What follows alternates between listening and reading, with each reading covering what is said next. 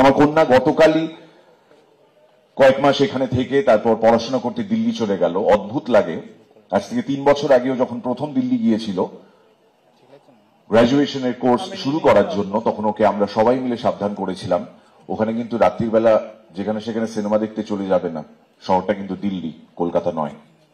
যাত্রার সঙ্গে ঘুরতে চলে যাবে না, শহরটা কিন্তু দিল্লি, কলকাতা নয়।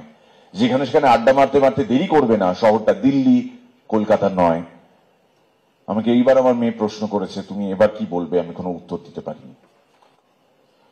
অনেক মানুষ যাদের কোনোদিনও মেরুদণ্ড ছিল না, তাদের মেরুদণ্ড ফাইনালি দেখা যাচ্ছে বাইরে থেকে।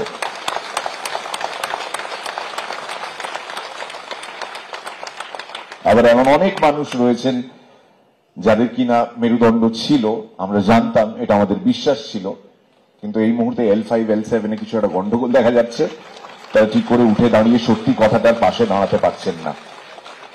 মানুষকে কেউ তদন্ত করতে বলছে না, কেউ কোনো জবাবদিহি করতে বলছে না, শুধু পাশে দাঁড়াতে বলছে।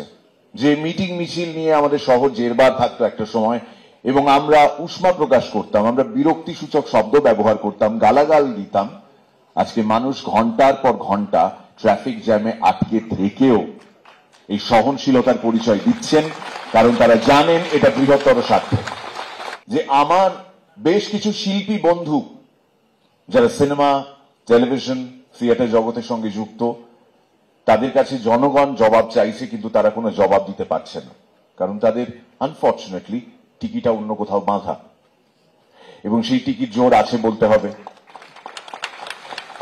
যেটা আনফর্চুনেটলি তারা বুঝতে পারছেন না, জনগণ কেন এই রোষ দেখাচ্ছেন তাদের প্রতি, তার কারণ খুব সিম্পল, তারা প্রত্যেকে নির্বাচিত জনপ্রতিনিধি, এবং মানুষের এই বিশ্বাস থেকেই মানুষ তাদের ভোট দিয়েছেন। They have been elected to the utmost seat in this country, which is the parliament, শুধুমাত্র এই কারণে যে মানুষের কোথাও একটা বিশ্বাস ছিল যে আমাদের সমস্যার কথা, আমাদের কষ্টের কথা, আমাদের দৈন্যতার কথা এই মানুষগুলো গিয়ে সেখানে বলবেন। কিন্তু আনফর্চুনেটলি ওই যে একটু আগে বললাম টিকিটে বাঁধা রয়েছে, তো ছেড়ে দিন তাদেরকে।